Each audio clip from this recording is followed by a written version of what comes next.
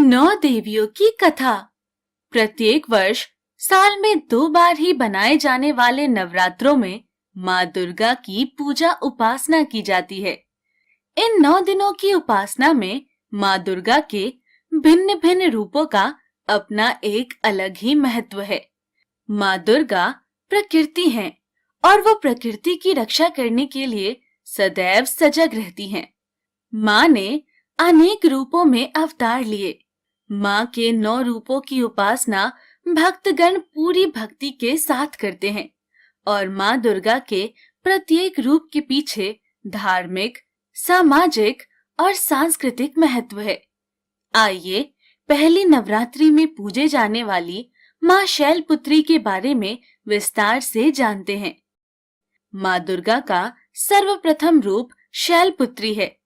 Himalayan के यहाँ पुत्री के रूप में जन्म लेने पर उनका नाम सती पड़ा।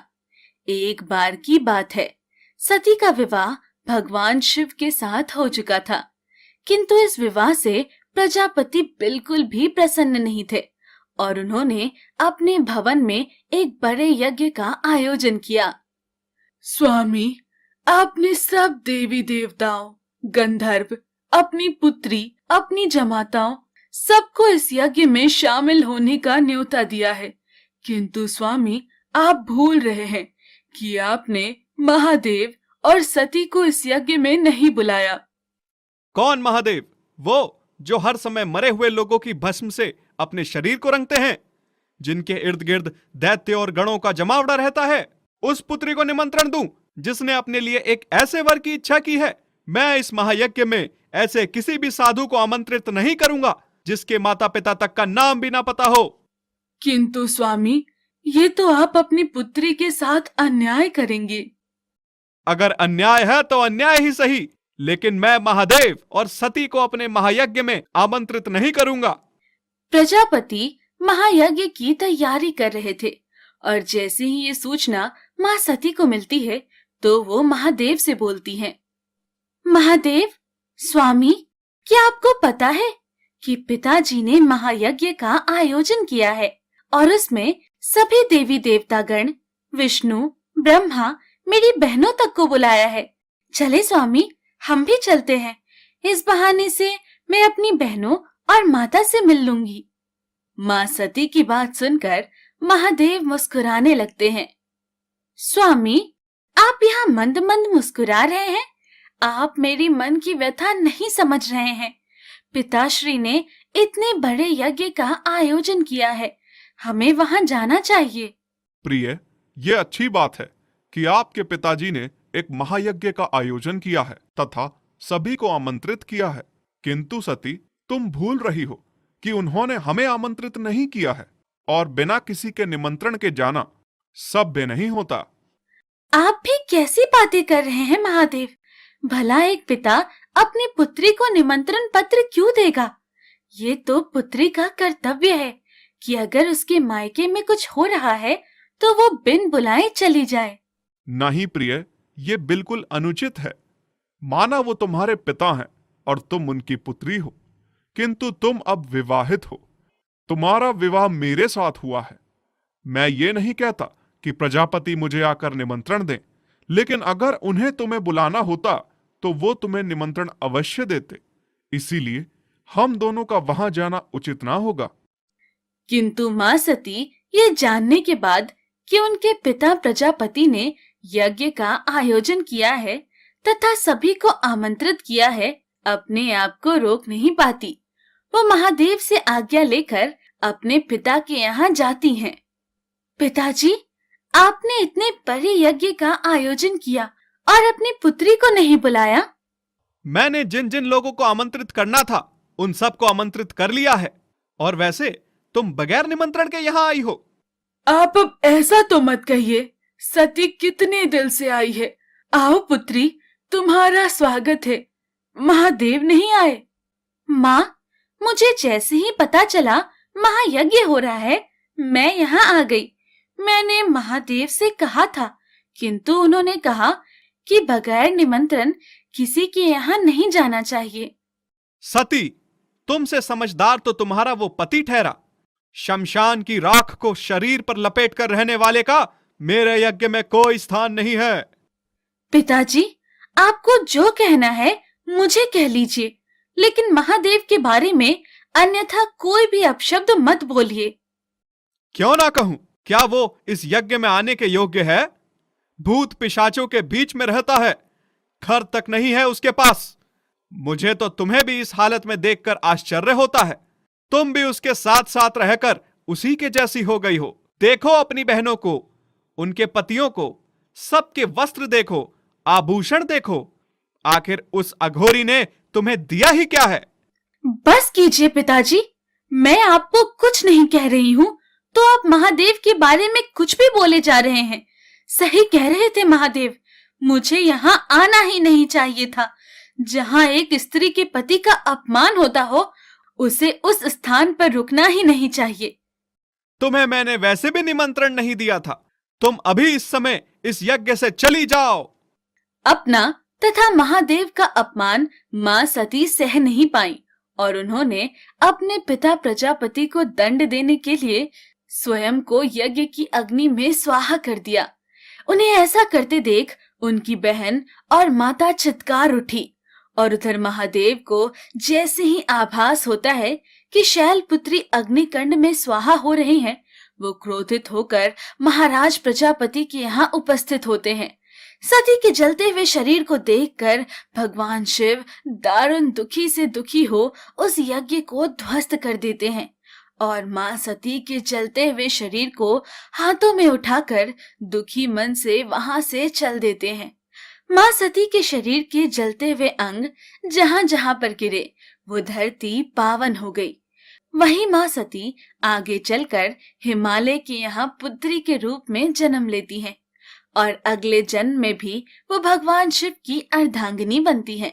मां शैलपुत्री के इस रूप में हमें अनंत शक्ति का आभास होता है। मां शैलपुत्री का वाहन गाय है तथा माता के इस रूप की आराधना करने से मनुष्य का चंद्रमा सही रहता है। वहीं दूसरा नवरात्र मां दुर्गा के स्वरूप ज्ञान की देवी ब्रह्मचारिणी का मनाया जाता है। मां ब्रह्मचारिणी की कथा मनुष्य को जीवन के कठिन क्षणों में संबल बनने की प्रेरणा देती है।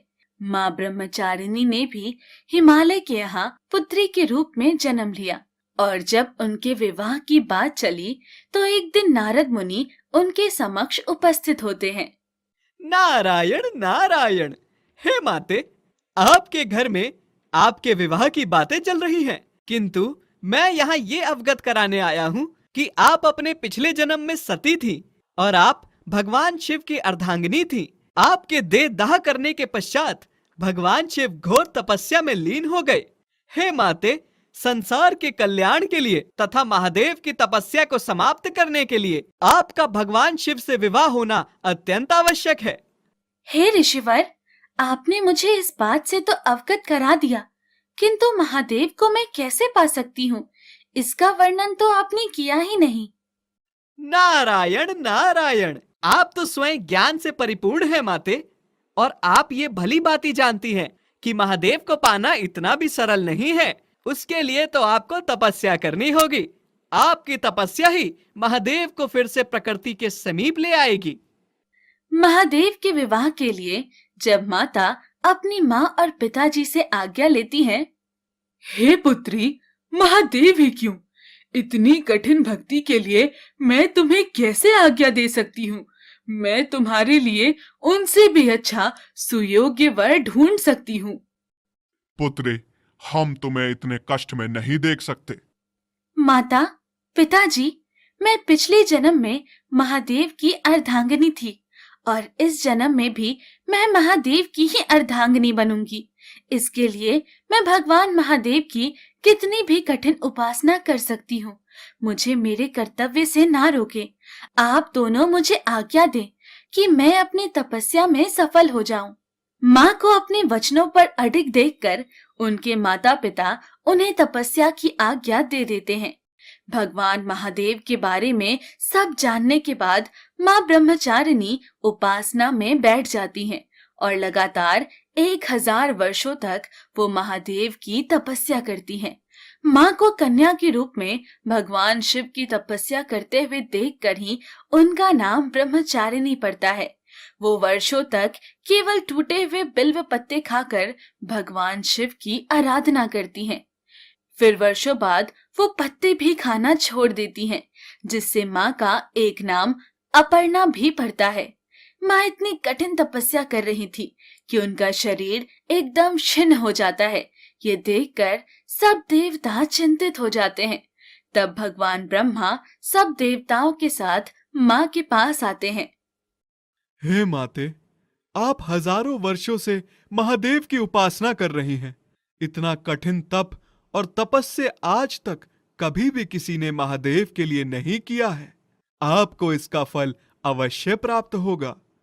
किंतु हे माते, आप बहुत ही निर्बल हो गई हैं। भगवान शिव चंद्रमौली रूप में आपसे ही विवाह करेंगे, किंतु अभी आप अपने घर जाकर विश्राम कीजिए।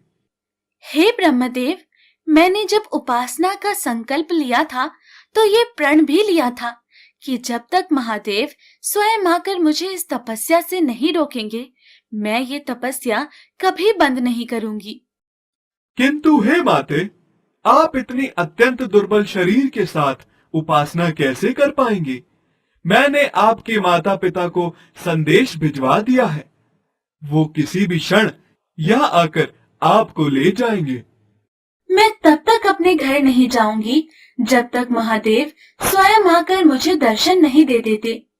माँ अपने माता पिता को भी यही बोलती हैं तथा उन्हें वहाँ से चले जाने को कहती हैं। फिर वो वर्षों तक भगवान शिव की इसी तरह ही उपासना करती रही और एक दिन भगवान शिव उन पर प्रसन्न हो जाते हैं। हजारों वर्षों से तुम्हारी कठिन तपस्या ने मुझे विवश कर दिया है कि मैं स्वयं तुम्हारे सामने उपस्थित हूँ। आपके दर्शन पाकर मैं धन्य हो गई महादेव।